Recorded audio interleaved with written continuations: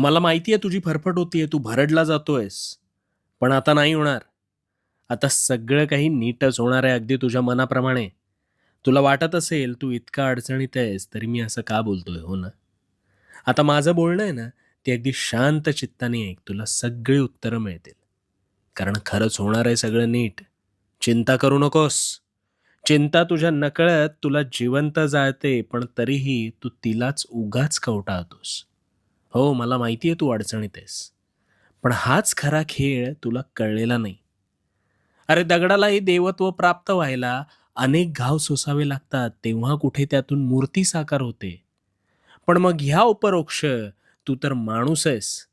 मग तुला सुद्धा या अवघड गोष्टींना सामोरं जावं लागलं म्हणून वाईट वाटून घेऊ नकोस. हिरा आहे ना, हिरा हा अनेक घाव सोसतो तेव्हा कुठे त्याला किंमत प्राप्त होते.